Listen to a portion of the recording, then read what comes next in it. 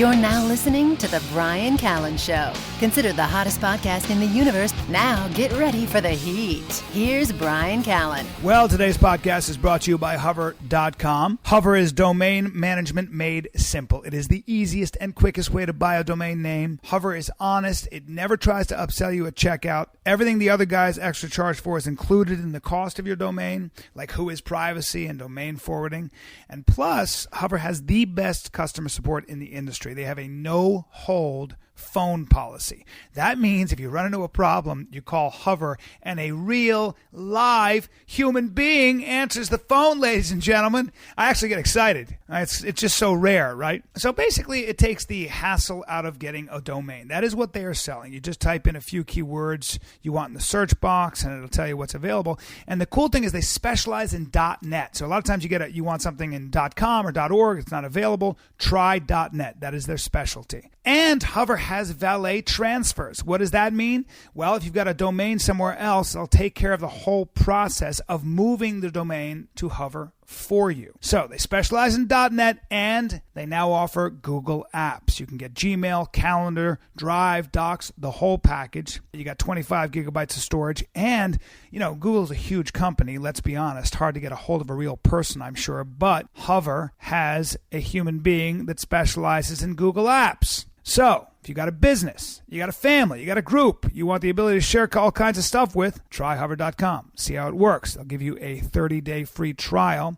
with the Google Apps as well. So, see what you think. And the best part, guess what? If you go to hover.com/Bryan, Bryan, well, that's a promo code. That gets you 10% off a new domain name. Oh, man, the power I have to get you 10% off. All right, well, this is the Bryan Callen Show, and I have Dov Davidoff in the house. His wonderful mother, Addie. What's your last name, Addie? Did you keep Addie Boffman? Yeah. She looks like an Andrew Dramatic, Wyeth painting, your mother. Anyway, I'm not gonna include. You can't hear her on the mic because we're actually in Dov's fancy loft in fancy loft, Venice. Yeah, you got a hip loft. I got a hip loft, man. I'm compensating for a childhood that was anything but hip. You grew up in a junkyard. Yes, sir. Yes, sir. But you have it's interesting to talk to you because you have I'd say that you are. What I love about the way you think is that you're obsessed with the meaningful things and differences in life. And we were walking through Barney's today. There was a sale in Beverly Hills. If you want to see they say, well, if you want to see the dregs of society, you go to a prison, a maximum security prison. No. Yeah. Go to fucking Barney's. Okay, in Beverly Hills, and I'm really not kidding. I'm not kidding either. I mean, the levels of vanity and the circles of horseshit that these people get involved in, the status, the amount of money you can spend on a pair of pants. Yeah. I mean, we like the idea of meaning, right? Like how lost or desperate must someone be to spend? I'm not talking about you want to spend $2,000 on a suit. You got a thing to go to. Okay, fine. I don't know. Yeah, maybe. It's like spending. You can spend money on a car, little like a Ferrari. Things. There were pants with different colored things. It was. I think they were $3,000. There was a pair of shoes. It was like, how fucking bored are you with yourself and your interior life that you got to drop $12,000 on an outfit? What went wrong? How many times were you mouth raped?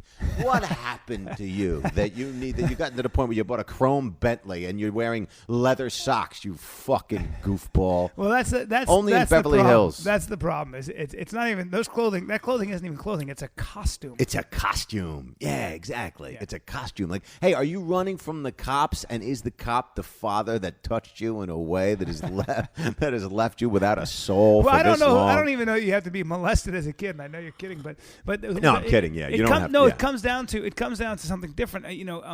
The idea that you you create significance for yourself based on the kinds of threads you put on your body. You know, somewhere along the line, somebody never told those people what matters is substance. Substance should hold more weight weird. than style. Yeah. I know it sounds crazy. I know it sounds nuts. But if you're wearing spikes on your toes and heels and it's a loafer and you're a man. That's right. I understand being creative. They were purple. You're a By good the way, dresser. what Brian's referring to, they were purple loafers for the people at home listening. Purple loafers with like a Mexican sugar skull stamped on it with spikes just around the toe. That's what I call a good time. Yeah, that's a good time. Yeah, that's. But I mean, something I understand using your body as a tapestry. Some people express themselves by looking cool and dressing well, and I envy those people. You do that well, but there is a limit.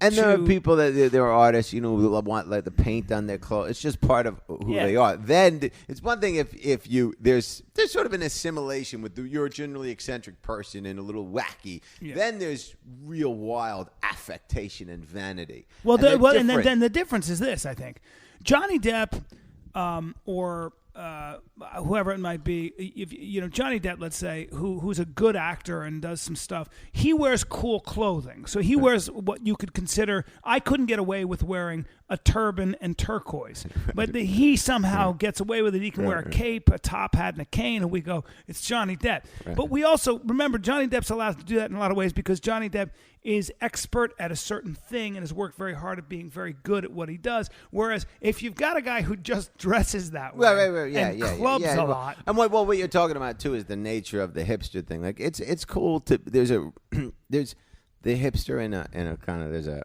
relative hipster. Then there's a really hardcore, spun out mustache, tight Ali t-shirts or some Joe Frazier thing and it's the adoption of something that wasn't earned, which is what's affected about it, right? You're adopting like, hey, are you dressing like a coal miner? By the way, have you ever been in a fucking coal mine? Or are your pants just really high? And are those boots actually stained with coal? Or were they handmade by a guy named Filbert? It's like you paid $800 for the boots, you coal miner. Well, there was I think it was Stanley Crouch, who's a jazz historian, who said, the problem with the white rock and rollers of the 60s and 70s who gave themselves heroin addictions and they wore their hair long and they were is that their heroes were the black blues singers of the 40s, of the 20s, 30s, 40s, 50s, really the 40s, 50s, 60s, I think, and also the jazz musicians. And some of them had issues with heroin, Charlie Parker and Billie Holiday, and then you had different great blues musicians. Sure, and Crouch drew a distinction. He said, look, the people that were dealing with that kind of addiction, the black people that were dealing kind of those musicians, were playing for audiences that were white. They had to come in a back door. They had to settle for a warm soda, a warm cup of water, and a hot dog at the end of the night. And they were second-class citizens. They also grew up with a dirt floor and no father. Well, and what that meant was that they were trying to overcome something, survivor guilt, all the things that come along with it. Whereas the white musicians after them were subscribing. They were subscribing to that lifestyle. They were subscribing to their heroes. That's a good analogy for what that article talking about, that the ironic nature of what hipsterism is and the affectation. Yeah, it's Christine like that's Wampole. that thing. It's the adoption of a struggle that wasn't yours. Mm-hmm. I mean, in that context, Well, it's a failure. It's actually a fear of failure. The adoption of the medication used to medicate the struggle that wasn't yours. Like you're only getting the drug part, not the underlying need for the drug. But because a lot of what I think that Christine Wampole, who's a Princeton professor, said it's a collective misstep in our culture that we've become so hip because inherent in hipness, inherent in dressing sloppy and just like is the time to think about what you want to wear in the first place. Well, there's that, and also there's the idea that when you see somebody trying really hard, trying to be great, trying to be really good. Yeah. It's rather gauche to people. They always kind of think of it as being kind of a little bit braggart kind of thing. Yeah, you're just not that cool if you got blood, sweat, and tears on your clothing. Right. If you're really trying to be great. Ambition is a dirty word, man. Yeah, it can be. Yeah. And I think the secret is that anybody I know is really successful works really, really hard. I mean, if you ever think about what it takes to be a really good comic, there's nothing hip about it. It's pretty lonely. You're in a hotel room. You know what I mean? Don't you think? Well, it's the most unglamorous thing in the world in some ways, right? Like, most of the time you're doing something. It's only that hour and a half that there are lights on. And then, after the show, you're availed things that are, relatively glittery for a short period of time. But it's all, you're alone. You're just alone trying to think of shit that, makes you tick, and hopefully people will find it funny. When did you realize you were a comic? It was a good question. When did I realize? I don't know. I mean, again, it was the humor was always there. Timing was always there. My father had it. So I was never someone who watched comedy and said, I want to do that. It's never happened like that. I wanted to be a tough guy when I was a kid, and I wasn't that. I wasn't very good. Like it was. I couldn't buy in entirely to that, And then I was awkward, And so, but the one thing that people were always doing around was laughing, and then somebody just asked me to do it. And so I did it, and then it. So you dealt with things by being funny. Say, give your mom the mic. They can't hear you. In high school, weren't you voted the class clown? I was voted teacher's terror, which is class clown combined with most likely to do time. In 8th grade, I was voted class clown. So it was really from the time I was a kid. Yeah. Yeah, but only when people started to listen, because I was a pariah when I was a little kid because of you. He's not because of me. I was a cool kid. He's talking to his mother. Yeah, his mother had joined the commune. I think. There was all kinds of stuff. Yeah. God bless your mother. She created some. You and your brother are a couple of originals. Yeah. There's some of the upside.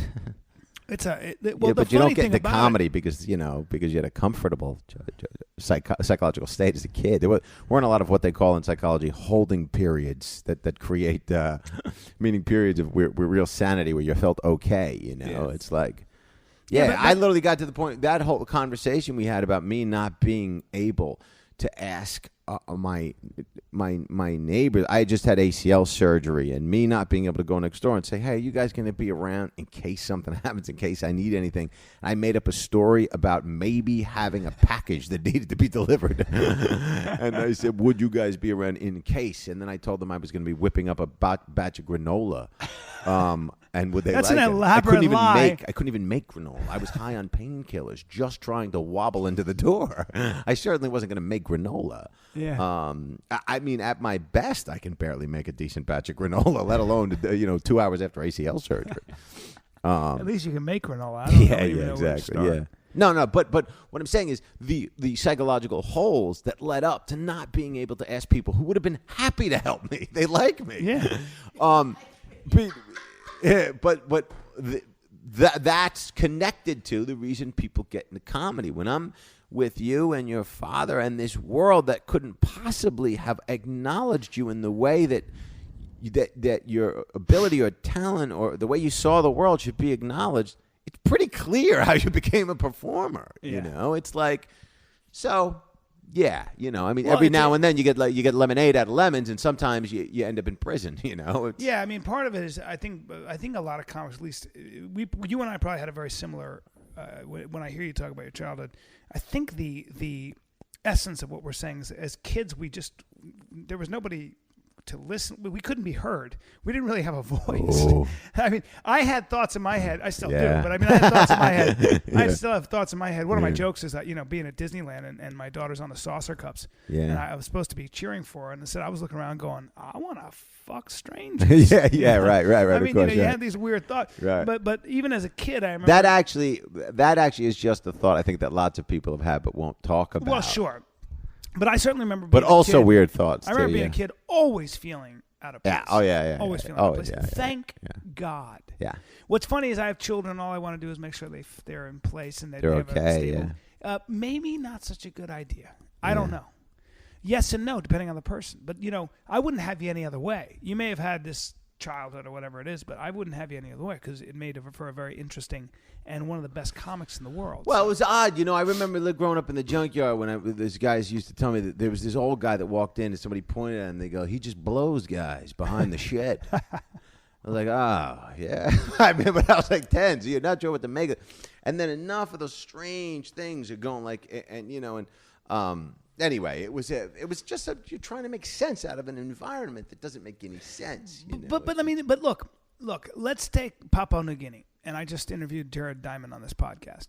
Yeah, he interviewed who wrote Guns, Germs, and Steel. Yeah, Jared Diamond, who went to Papua New Guinea for the first time in 1964. And one of the things he talks about in the podcast, this is coming up, guys. It's coming up after Dov. But one of the things that he talked about was how in many of the tribes they would practice cannibalism, and he knew he was safe because you either you ate only your enemies after you caught them in a war. You ate your enemies, or you ate your relatives. So your relative would die, and it could be a child, right? And the whole family would eat the dead relative. Yeah. Now, first of all, that's crazy. It's crazy, right. And I wonder what the psychological "quote unquote" damage of eating your brother-in-law is. Well, but yes and no is what I'm saying is that everybody did it. Well, yeah, made sense. Everybody's doing it. And then they died of kukuru, which is a laughing disease, that's which a disease, is but you didn't mad cow disease. You didn't feel outside of the norm, outside of the group. Well, but you also were constantly looking over your shoulder because the hunter-gatherers, their chief way they die is through violence with other tribes. They're always fighting with each other. Yeah, so it's a rough game. I really wonder about when we talk about being psychologically sound. I wonder if human beings have ever been psychologically sound. Well, there probably isn't such a thing, right? There's only within the framework. My mother's an analyst. She's better answering the question than I would. But within the framework of the culture, psychologically sound, right? I mean, the idea that human beings are really good at getting things and very bad at having them. Watch anybody who's fucking working as hard as they can to get something. As soon as they get it, it's not it doesn't fill the space that created the drive to work for it in the first place. It's always but like the Buddhists call that samsara, the wheel of suffering. It never ends. Part of it never ends. That's why you break your notion of attachment. Yeah, but like in within the framework of where we live, right? There was a book that my shrink was telling me. It's called The Pedagogy of the Oppressed, and it traces families, generations and generations in prison. Just generations, right? So that would be right off the bat, right? Yeah. Psychologically, you've got some work to do if you don't want to go to prison again. If you don't want to go back to prison. Breaking cycles. You got to break a cycle. So there's no what is it? Some utopic definition of psychology. But I guess therapy is there help us fit within the world that we need to live in. Well, know yourself better, right? Isn't that what the end result of therapy and psychology is to know thyself? I don't have a better command. She's a therapist and she doesn't want to talk about it. But I understand why, because it's a difficult question to answer, right, Eddie? Well, I was just thinking about this the last couple of days. I've been reading that book called what's the name of it, Brian? It's right there at the end of the table. Called Elizabeth. It's Elizabeth Gilbert who wrote Eat, Pray, Love, and it's called The Signature of All Things. Yeah. And in there, she's talking about the evolution of species. And Charles Darwin is the one who wrote Origin of Species. He doesn't address, though, the human beings in that theory. And I started thinking about evolution in terms of us, psychologically. And I thought, I guess I really hope we can keep evolving. And like survival of the fittest under certain conditions, I'm hoping that, I guess I'm an analyst, I'm hoping, and I've been in a lot of analysis, that I've changed for the better and even more aware of what I don't know, and that I hope my kids do better than I do, that they learn from my mistakes. I mean, I just hope there's a kind of psychological progression. Evolution. Yeah. But I could be all wrong. So could all of us. No, but you're not. But the hope isn't wrong, and the idea of evolution is what we've been doing. We're still we're still at some real elementary stage of our evolution as hominids, right? As like you know how if the evolutionary have you seen my stand up? Because you might have yeah, no, of course. Like this is all right. You have all this, right? I mean, so we're still at that place where we think we need more food than we do. Right? Because scarcity, my mother just corrected my pronunciation. Scarcity. You American? Scarcity has been the law of the land from the beginning of time. And so we're obviously bred to forage for whatever it is that we can eat, and now we no longer need it. So perhaps over the next 2,000 years, that French novel I read, they're talking about literally how the genitals are going to dry up and become like tonsils, like things that you no longer need. That's the French. Well, no, it's not the French. It's just that French novel, yeah, right? He's an asshole, but keep going. Either way, regardless of what he is, if over the course of the next million years, we no longer produce life through traditional forms of what we know as sex. Our biology, we will outgrow our own biology. We'll outgrow our own thing, totally. And we already have. Yeah. We no longer need a fucking tonsil. We don't need a coccyx bone. Well, somebody said that. Somebody said that the first time machine and man meshed was when a man wore eyeglasses. Sure, absolutely. Right? And we're only getting closer and closer. That's to the singularity. And there's no doubt real about machines, it. Yeah. Real machines. There are people with hearts that have valves that are made by machines. Yeah. I mean, growing ears and all kinds of nanotechnology, shit being shot in your blood. It's like, yeah, we're all. And so evolution is, then it becomes a major philosophical consideration. But what is evolution? Somebody defined it as moving toward greater complexity. I don't know. Hopefully we'll get to the point where we don't have these animal reactions towards one another, right? So the idea of a Cold War will become so absurd to a more elevated human condition. It's like, so the only alternative to being at war the whole time is we're either going to blow ourselves up in mutually assured destruction. Like, perhaps we'll get to a place where that's less likely. Well, as long as human beings need certain resources and there's a limit to those resources, I don't know how that's possible. Right. But that may be the case. But I mean, through technology, perhaps we won't. The nature of scarcity will change. If we can, it already is, yeah. Yeah, it already is. Like, look at the amount of people that are dying of starvation now relative to the percentage that was hundreds of years ago. No question, we're better off. Precisely. So, yeah.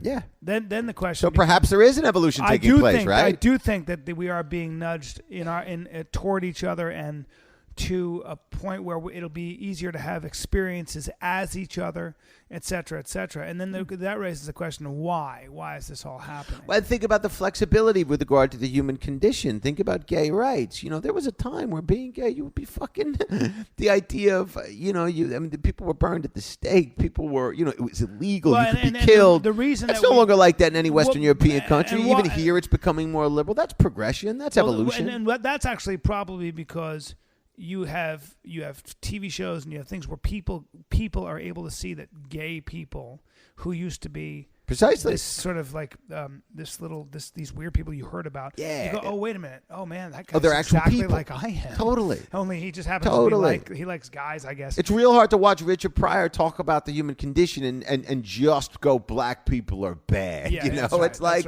once you begin to experience that, and so maybe that's. And that's part and parcel of technological evolution. That is evolution. That is an argument for evolution. Sure. I think certainly socially we are evolving. Yeah. I really do think that. Yeah, I mean, like our chemical psychology hasn't changed in, a million years or whatever, or 500,000 years, but certainly there's a cultural evolution taking place. People are becoming a little bit more open towards genetic aberrations like homosexuality or race. People, I think, have a more reasonable view on than they used to. Yeah, I agree. It was much more segregated, our world, fucking 20 years ago, let alone 200 years ago. That's right. Will and Grace, I mean, when it came out, was absolutely, the first man. gay show. Sure. And it was groundbreaking. I remember auditioning for it 5 times. And it was groundbreaking. Yeah. It was like, we were like, what? A gay guy on? Yeah, no way. Right. And that was 1990. Think about that. 97 or something like that. Billy Crystal was actually the one who played the first gay character in true, a network show on Soap. On Soap. Right, but it wasn't about a gay guy, right. whereas Will and Grace was. Yeah. Think about how slowly the evolution is. Although it's funny, there's been sort of a devolution in other areas, like All in the Family used to really tackle issues that you can't get on network TV now. Yeah. So it's funny. It's like there's been an evolution, but there's also been a step back in certain ways, you know. Well, network television I think, suffers from the fact that they create artificial characters. You don't see Maybe real that men. too. You don't see real men. No. Because real men are offensive to soap commercials. Real three-dimensional people. Well, real men are also offensive come with risk. to a lot of the writers. It's true. Because I walk in a writer room sometimes. I've been there where I've looked at it and I could beat this whole room up. I'm not even that tough a guy. Right. You know, I mean. Yeah, I don't know, man. I hope so, you know. I'd like to undergo some evolution, you know. I just wish I was half Samoan. You want bigger bones, huh, Brian? Bigger bone structure. More fast twitch muscle. Yeah. But you know I can punch. I know you can. I can hit. You have a tremendous spinning back kick. They should go online. Anybody who's listening now should go online. Check out Brian's spinning back kick. Take notes. Take notes. Yeah. How was it for you? Sure. Having such a large father. Brian, how was it for you? I met your father this Christmas. Well, actually, I met him a few years ago, but I saw him quite a bit this Christmas. And he is like twice as big as you. Yeah, he's a giant. And I know that size of men matter to men. Yeah. Right? You're a runt if you're small. If I take my pants off, I do just fine. We're neck and neck. Not that I've tried, but you know, but I would imagine I might even be better than you. Seriously, how was that for you growing up? Did you ever think you might catch up to him? Yes. Or yes. Were you My great heartbreak, and you're a therapist, you can help me. My great heartbreak was the fact that I didn't grow to be 6'4", 240 pounds. I stayed at 5'11", 170, and so my entire my next special, my first special, is all about who I'd rather be. I mean, the amount of time I spend wishing I were, you know, a heavyweight in the UFC. Although I wouldn't mind being Nick Diaz, because Nick Diaz is just a badass, you know. No, this is good. You keep talking because that is, and I, you know, looking back on it, of course, I'd have it no other way. Absolutely, thank God, because it's where I draw all of my creativity from. And comedy brought by inferiority comedy. Comedy brought by disenfranchisement. Comedy brought by awkwardness. Comedy brought, I just thought about your son, too. Yeah. He's 2 years old. Yeah. He looks like he could be 4. Yeah, he's a giant. He's going to be like my father. He's thick. That's what I'm Big wondering. head. It can skip generations sometimes. It could be that your son is going to really be a lot bigger than you, and I wonder what that's going to be, how that's going to affect your relationship. I probably will stop talking to him when he finally gets bigger than I am. But I do. Brian, you don't want to stop talking to your kid? No, but I'm going to put him on Human Growth, and don't put your kid on juice. And he's going to make a lot of money. I'm going to manage him in sports. Right. You know, I have to say that one of the things I was talking to Joe Rogan about this. We were on hunting, and I said one of the things that's changed about me as I've gotten older is I used to be very enamored of brawn and physical size, and you know, you meet a Navy SEAL or you meet a Delta Force guy or a fighter. It's always a big deal. My heroes now are not so much that. My heroes, as you get older, of course, are people who create something out of nothing, especially beauty, for beauty's sake. That's what inspires me. That's as much as I talk about wanting to be a big guy. Of course, the amount of time. Of course. Really, my dream is to write something and create something original, comedically or that's a natural progression, right? You know, and because what we, you know, I don't really. I think that I really think that my need to do jiu-jitsu or box or own a gun is just in case the shit hits the fan. Right. I don't want to be the guy traded for cigarettes, and I won't be. Right. You know, I'm gonna keep you busy. Yeah. It's gonna be a problem one way or another. I'm gonna come back with a knife. You know, it'll be a problem. Yeah. That's at least how I. Yeah, no, you may pin me. You may pin me the first time, but I'll sneak up on you at night. Sure. Yeah. That's how I like to. At least that's what I like to say on the podcast. The truth is, I might be a coward. Oh man, it really, it's like we were talking about money. Yeah. It's funny how when people have a lot of money. We saw a lot of people with money. I've been thinking about. I was what do telling you my do mother. with that money? You can buy Not a only Tesla, that, it's nice literally. clothes. I'm absolutely. Listen, I'm not talking. It's always a thing. Money's great when you have expenses, when you need to pay something off. That's all wonderful. Your kids are in school. Once those things are done, and you start considering $3,000 jackets, shit gets weird, and the law of diminishing returns is such that things. If you're looking for that to make you happy, it's literally like going, "Hey, I need a sandwich." One sandwich is tremendous. 2 will keep you going for another 4 hours. Do you need 180 sandwiches? And what do you do with that? Once you got your fridge filled with sandwiches, how do you continue to how does that continue to sustain some level of happiness? I don't know. Well, the answer is it doesn't. No. You can have a nice view. You can But drink very good wine, it travel goes back to different. scarcity, right? So it becomes about something else. Money is no longer about acquiring things. It becomes about power. It becomes about filling whatever void was the result or whatever void drove you in the first place. It's never about evening out. Yeah.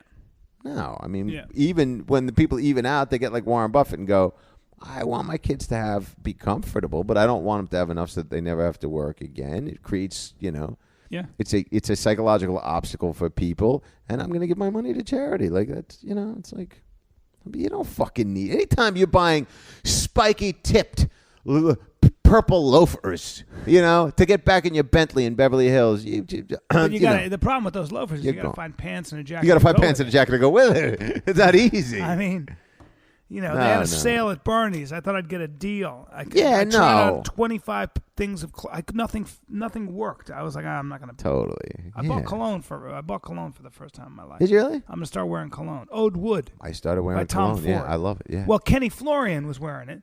Yeah, sure. The great Kenny Florian. He's a fighter, Ma. And a great guy and a fighter. And was sitting there dressed well. He's a very good dresser. And I said, that smells great. Yeah. He said, and he gave me the secret. So I went and bought it. Okay, good, man. I like that. So there it is. Yeah, I got something I like. Yeah. You'll never know what it is because I don't want you walking around with it. You got a lot of secrets. I got a lot of secrets. You own a whole bunch of jackets. I You don't won't have give any me one of them. secrets. I'll give you any jacket you want. I mean, I don't know. I think I enrich your life a little bit. He It's wants a amazing jacket. how I can't And you want to be get one compensated jacket. with a jacket? That's odd. I'll be cold. I actually caught a cold because I my owe temperature falls. basically my whole social life to you. If you want a jacket, you can take one. I just thought it was a strange way to be compensated for what I owe. What I owe you, the debt I owe you, can't possibly be filled by way of a leather jacket. Oh, leather's very important to me. Okay.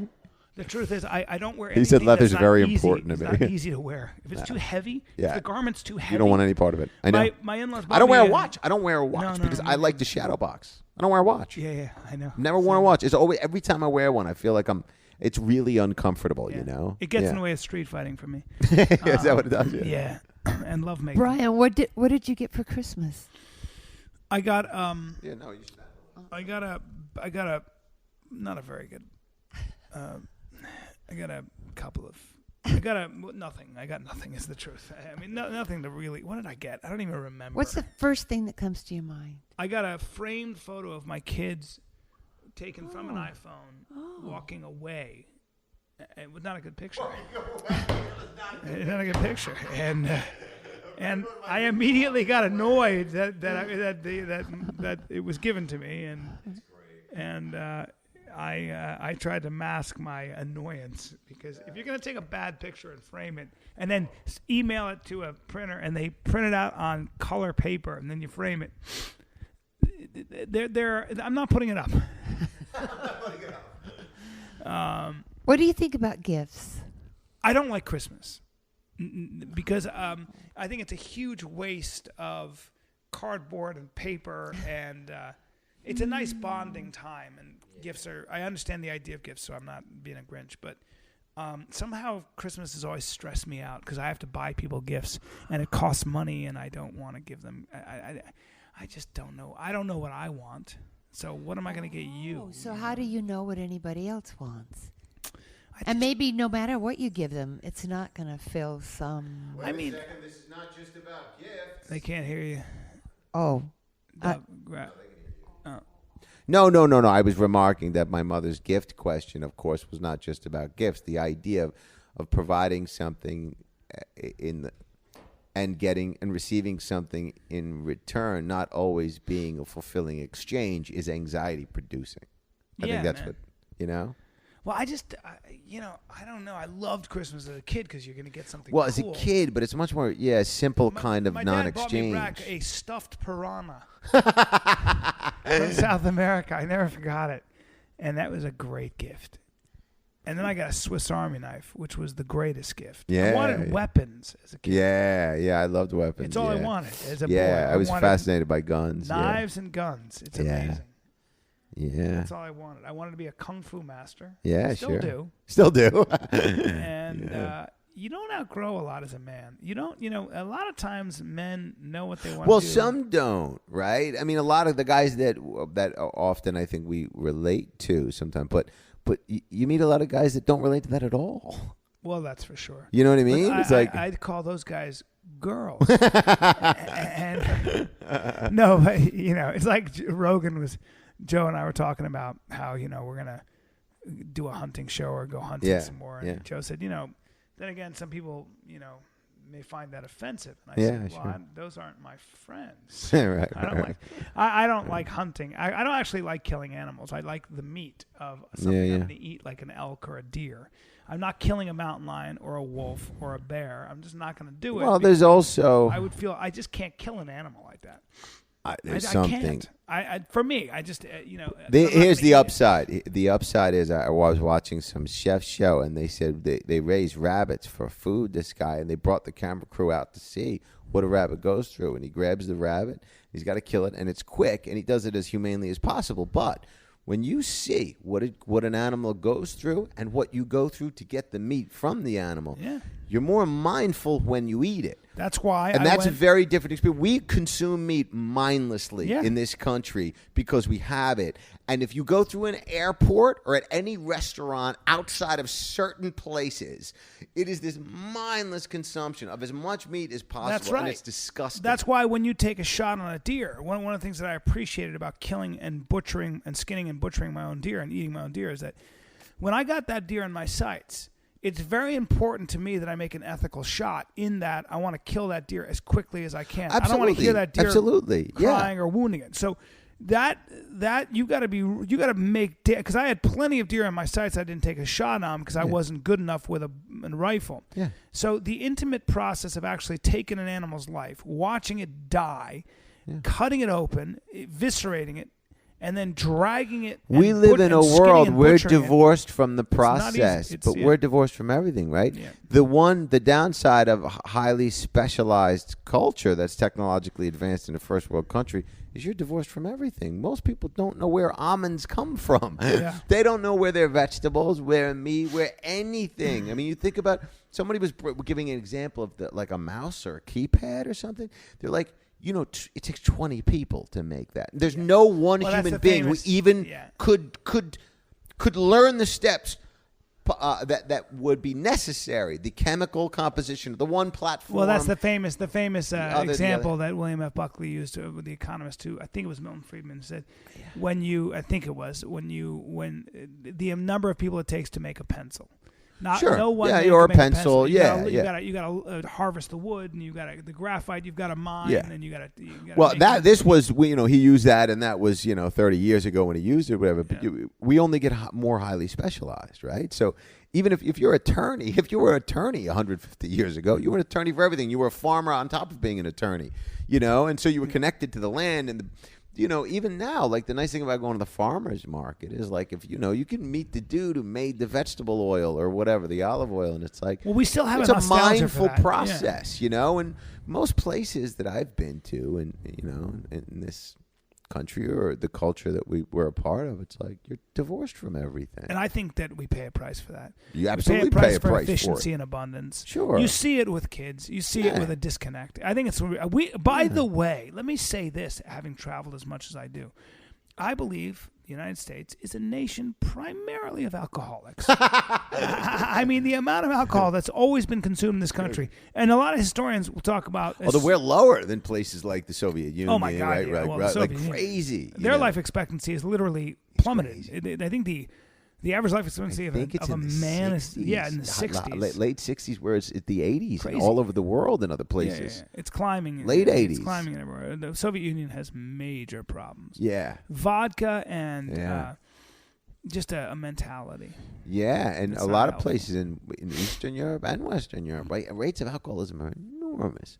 Everybody's trying to fill the void, man.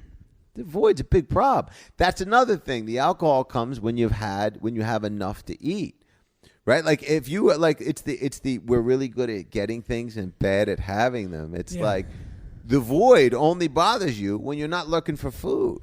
Yeah. I was trying to think of this idea. I was thinking of a one-man show about. Well, I shouldn't even talk about it. Someone will thieve it.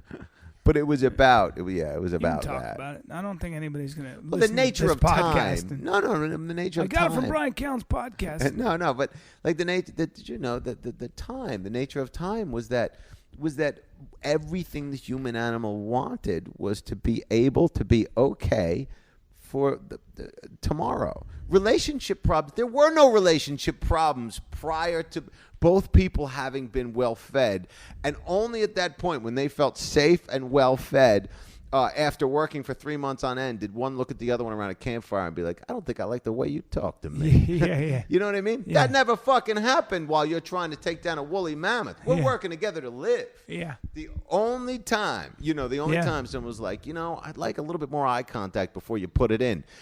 You ate, honey? That's right. Did you fucking eat? Yeah. Because if you ate, the first conversation that's about village emotion. mentality. That's what's one of the things we lose with a village is a village. You had to make sure your neighbor was safe because you needed him for your hunting Precisely. party. And so And you needed so his wife to be there in case your kids. well, that's the midbrain stuff, right? The early evolution stuff is the stuff we're still good at. The stuff that the higher emotional, the more three-dimensional layered Maslow's hierarchy of needs stuff, we're still really bad at. We're still really bad at regulating emotion. Yeah. People still get shot over parking spaces. You know what we're really good at? Going, I don't like the way this alleyway feels.